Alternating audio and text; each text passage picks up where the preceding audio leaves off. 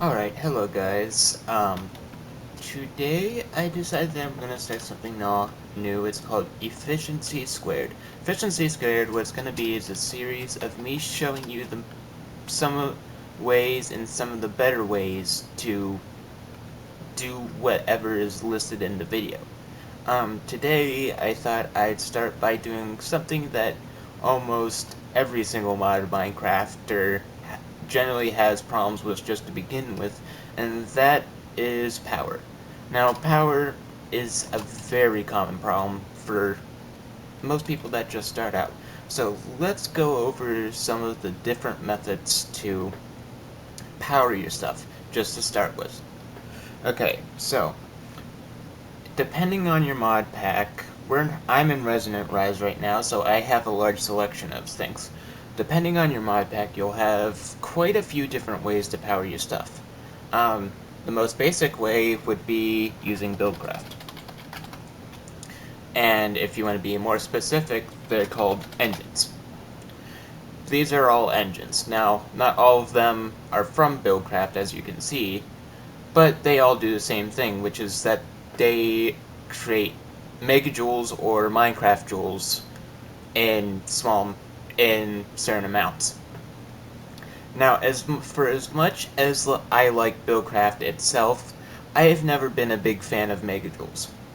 For those of you who don't know how to do the megajoule to RF conversions and all of that, one megajoule is about equivalent to 10 RF, or 10 redstone flux, which is the thermal expansion energy that seems to be universally accepted now.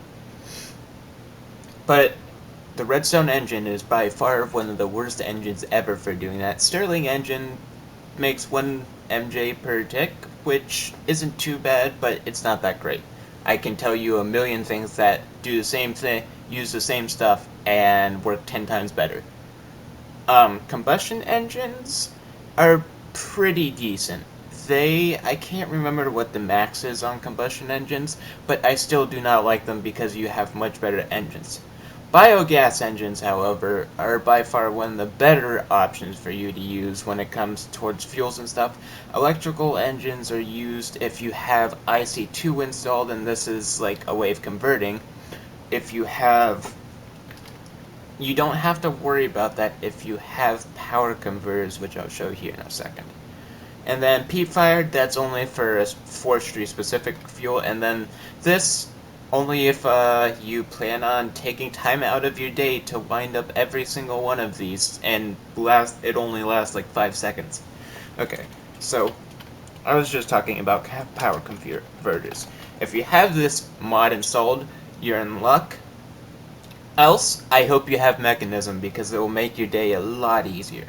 What power converters does is it allows you to convert almost just about anything to a different thing, provided that you have an energy bridge and what you want to do. So let's say I want to have a steam setup, something that consumes steam.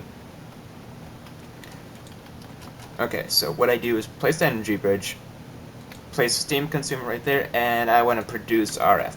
Now there's machines that do this, but I'm just going to show you this way, just to begin with. Now what this does is it'll take any steam from anywhere and convert it to RF at a fixed rate. Let me spawn in some energy cubes right there, and then that's not how you spell creative. Okay, so creative steam generator. Okay, so we'll put this over here, and then we'll get mechanism cables. I will be going into mechanism really quick here because there's one specific method that is very efficient and alternative. You cannot do that. That doesn't work. Okay. Oh, mechanical bikes. Those are extremely good. Maybe. Okay. I know there is some kind of steam generator. creative. Maybe there isn't. Or maybe I'm just an idiot. Whatever, we'll just create our own Steam. Or we can. Anyways, I guess I don't need to use Steam as a... Let's just do... Since I don't remember how much MJs these put out anyways, let's do that, and that means I need an MJ consumer, I think, if they have any. I think when it comes to MJs, it automatically converts. But anyways, power converters is a decent option, mainly only for converting from industrial craft to RF. Now, if you're not interested in that, it's kind of useless to you. Okay, so next thing you can do is use dynamos.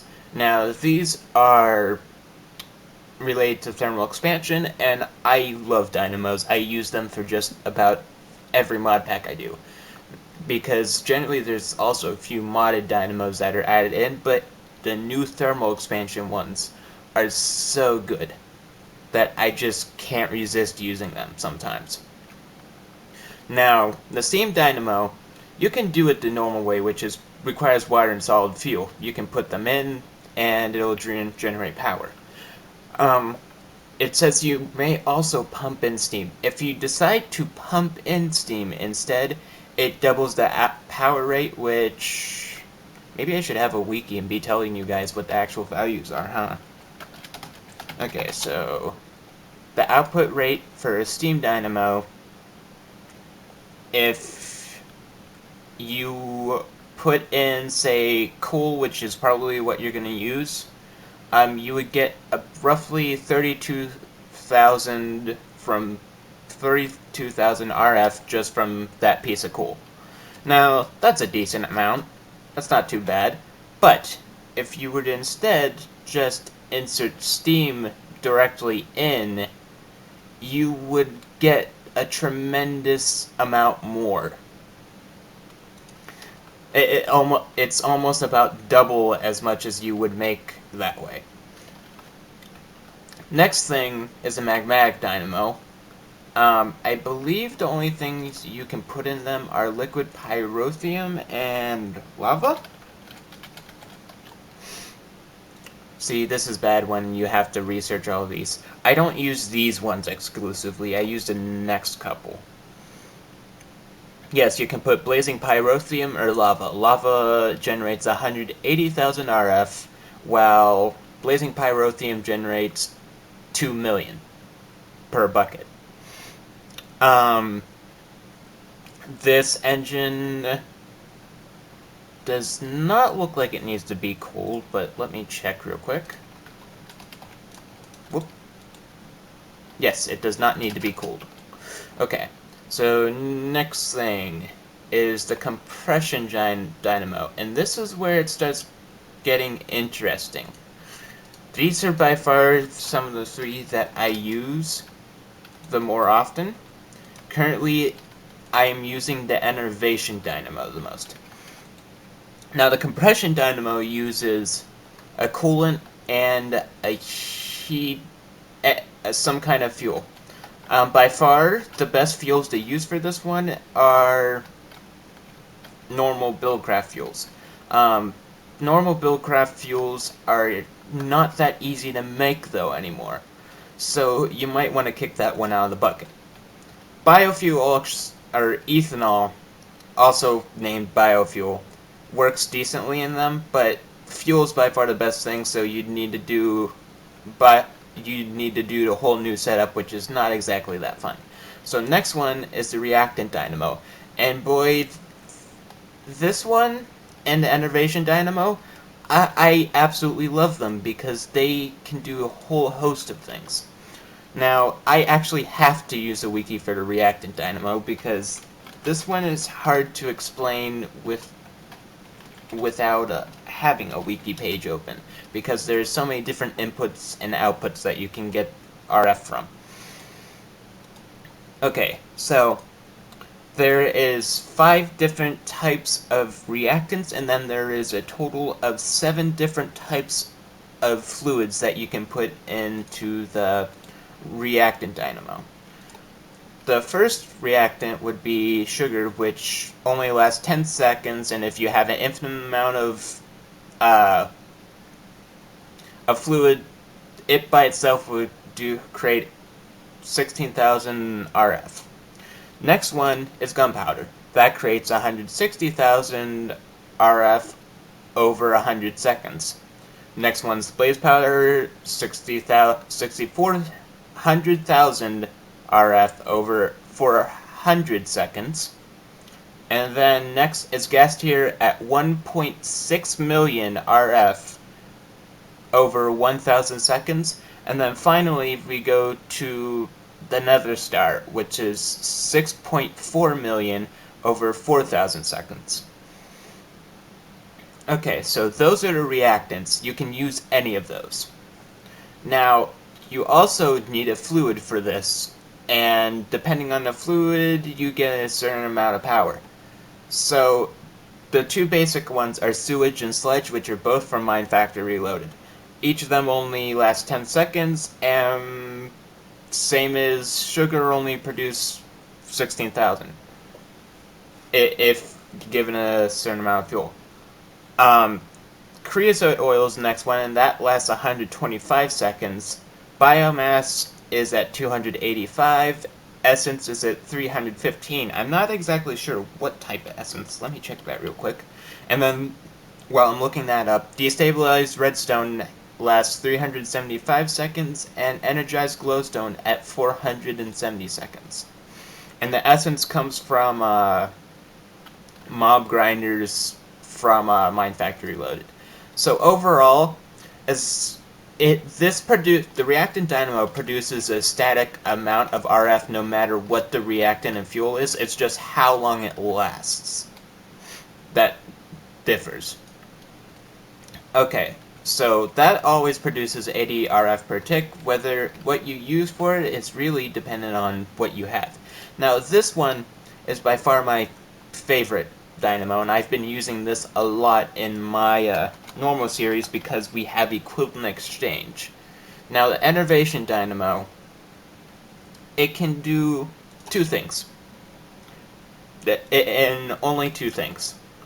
It can either A, pull power from a piece of equipment, like that, and then it'll input it into the system. Now, that's a bug currently. If you put in an item like this that has like a huge RF value, it's going to basically queue up a giant thing of power. So that's why that happens. And then the other thing you can do, which is what I do in my series, is use redstone or redstone blocks. You'll see a lot of redstone being used when it comes to energy, so keep that in mind. Okay, so you can use that, and it produces a lot of power. I believe it produces it at 80 RF per tick if you use redstone. If you do an item that has power in it, it exports it at 640 RF per tick. Now, I use redstone blocks because they last forever in this thing. So if you have shit tons of redstone, I recommend using enervation dynamos. Okay, so we went over the basic ones that almost everybody uses. Now let's go to other methods that maybe you have used or have heard of before. The next big one that me and my friend Nicholas always use, well actually there's 2 big ones. One, I think I'll do this one before I do the other one because the other one requires a big setup. But the other one is extra utilities generators, which is these things. Now what's cool about these is that they can be upgraded to basically produce lots and lots of energy. Not cheaply though. So these are definitely worth investing in if you have the materials. And there's a shit ton of them as well, each doing something different. A survivalist generator is your basic one. It's by far the worst, and it's not really worth having. I use them for low EMC, or low power items that come from Mine Factory Reloaded, and that's how I power them. Furnace generators are the next step up, and what they do is they consume items just like a normal generator from IC2 or a Stirling engine from Buildcraft would do, and it consumes the item produced power.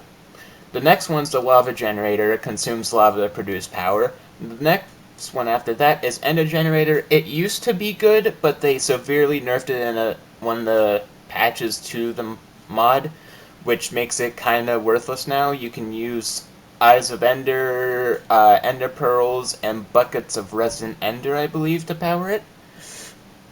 And then the next one is the Heated Redstone generator. This is why I said that redstone seems to be used a lot. Now this one, if I remember correctly, it takes two fuels. One, you need redstone, and then the other, you're going to need lava. Now this actually produces quite a bit of power. Next one is Culinary generator. Now this one is a fun one because it's if you have a good setup, it works really well. Because what it does is it produces power based on the values that it shows right below all this. If you hold shift in Resident Rise, it'll show you the saturation values. Otherwise, you'll have to figure this out yourself. But most people know about the fact that things restore hunger. Most people don't realize that there's actually a saturation value that prevents you from losing hunger associated with stuff.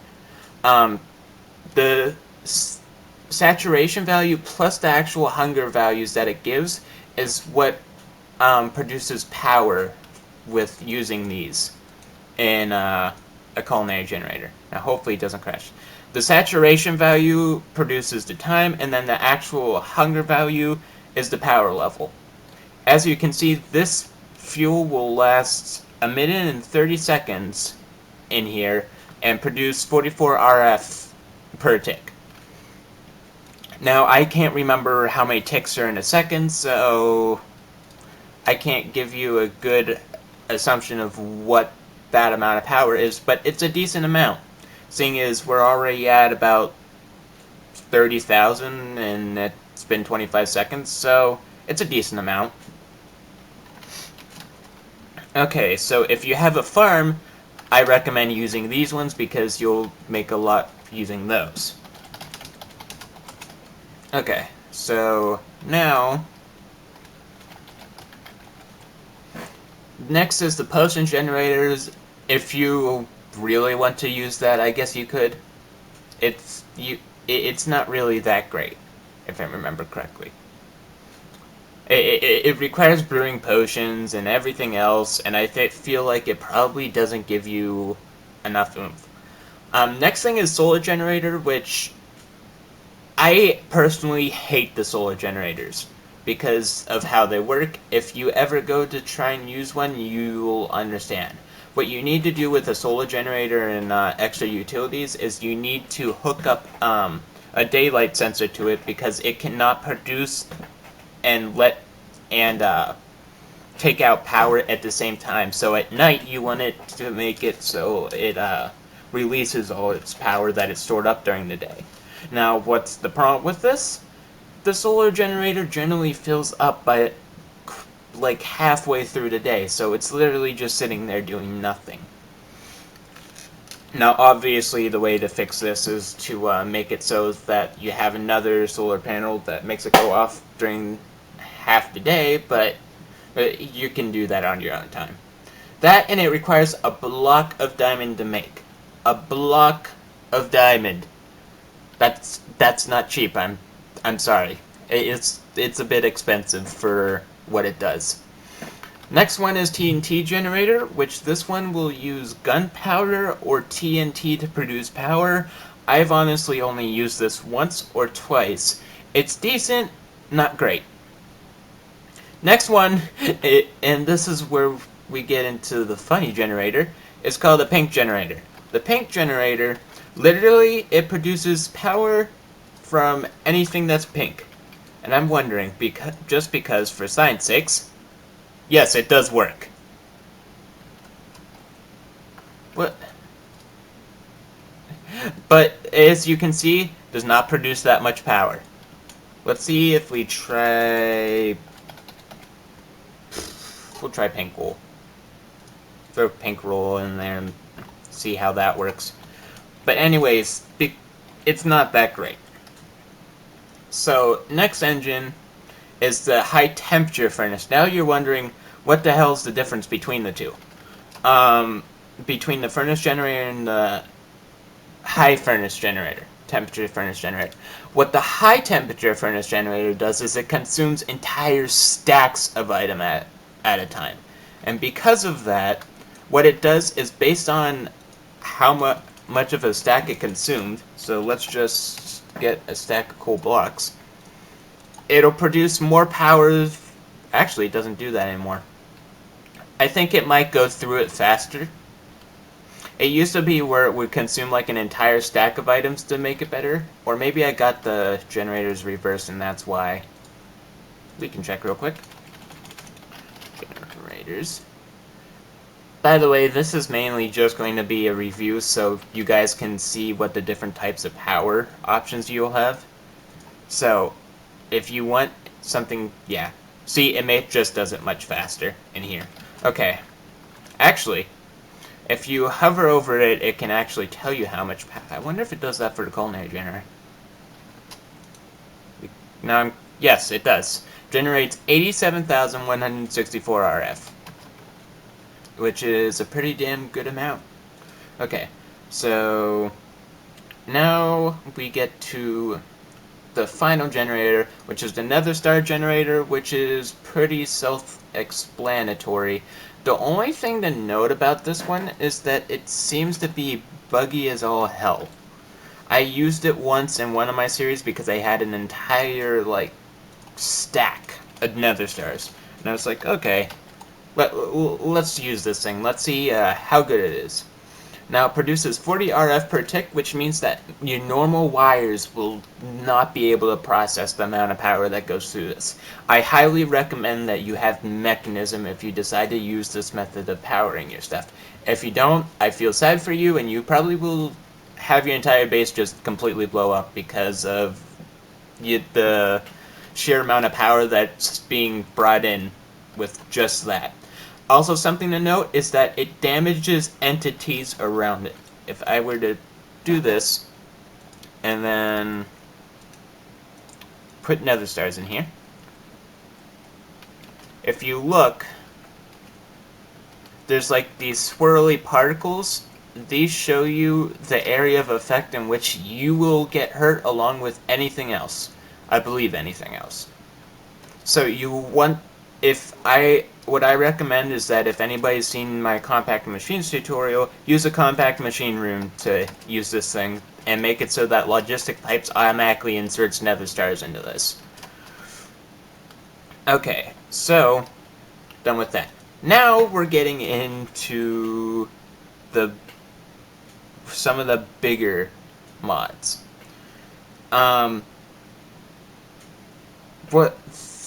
The one that I'm going into now is called Big Reactors. Oh, if I could spell Big Reactors correctly, this would be a lot easier. Okay, Big Reactors. Now, what Big Reactors does is it allows you to basically make your own reactor. Actually, let me just clear my inventory real quick. What it basically allows you to make your own reactor, and it can be just about any size you want. It can also be controlled by quite a few different methods, but I believe the minimum size only is a 3x3. Let's check. Okay, so you need a control rod there. You need a lorium rod in the middle, And then you are going to need a controller somewhere along with that, a access port, and then a coolant port. And yes, that does work. Unfortunately, this is so small that it's pretty useless. It will still, however, produce power if we were to give stuff to it. But it's not going to do it efficiently whatsoever. By the way, Yellorium is the fuel for this mod. If you have like Buildcraft and stuff, you will not have a single problem because I have way too much of it on my series that I'm doing right now. And to enable one of these reactors, you have to come down here to the bottom left corner and click Activate Reactor. Now, if you look here, it's not even remotely producing power, which I guess that's useful. All it's doing is slowly heating up. Or did I fail? I might have failed. You do not... That's why it's not working. We need to designate this as an eject waste port. Okay. So now it's producing power.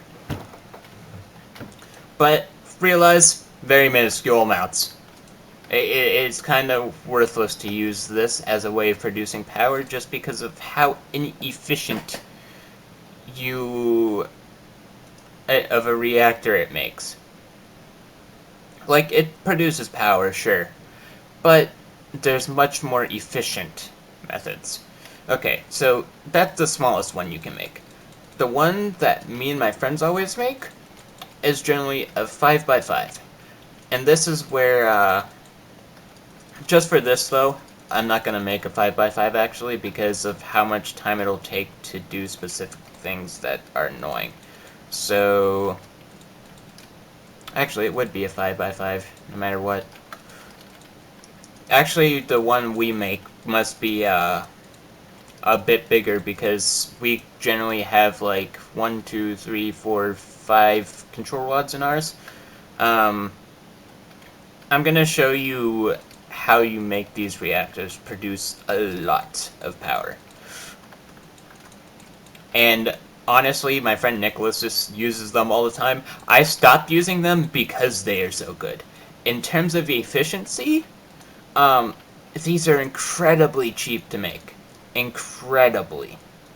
If I were to just hover this, press and get out of that, and press R, all it requires is some steel, which if you have mechanism, no problem to do. Or if you just use Tinker's Construct, it works just as well.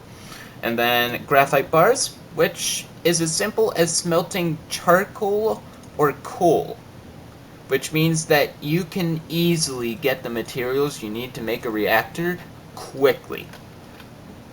And it doesn't even have to be a good reactor, it can be something like this, which it's still producing.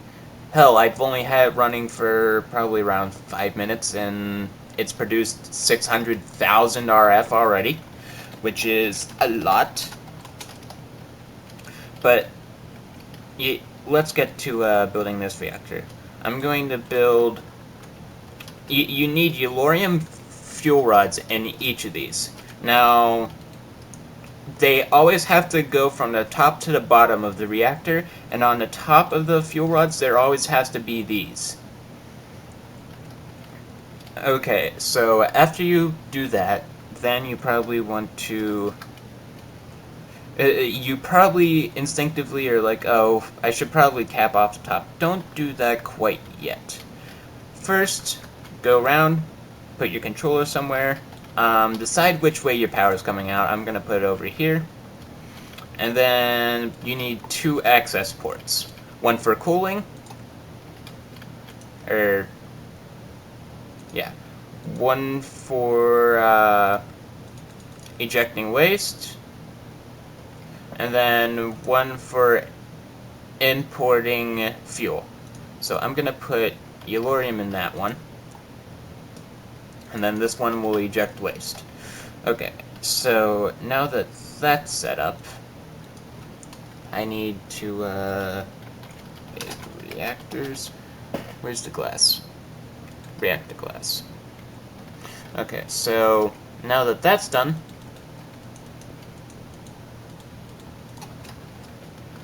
we can do this. I'll have to show you one other thing after this, which I'll go into detail in a minute.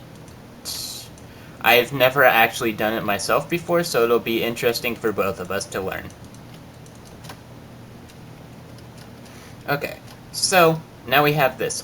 Now you're wondering, yeah, this is probably about time to cap off the top. Still, that is false. We can just leave it empty, not put anything in there. But big reactors allows you to put fuels in there that will either accelerate how much power you make per second, or to increase how efficient. Now, I would say make it as efficient as possible, and to do that you need gelocryothium, or if you don't have that, I recommend using, I believe it's destabilized redstone. It works just as well, which is awesome. But you want to fill up the entire reactor with this stuff. And once it is filled up, just make sure it is filled up.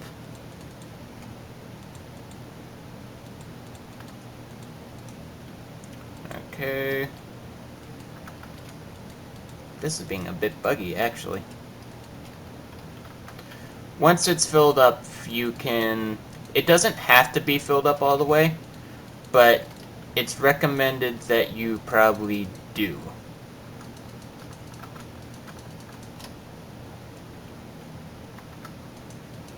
Okay, so...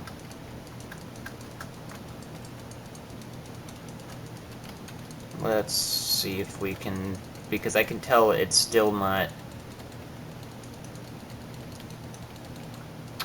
well, whatever. It's good as it's getting, so we're going to cap off the top now.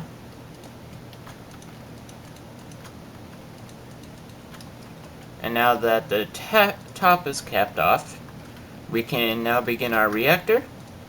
Oh, wrong side. And it will produce a lot more power.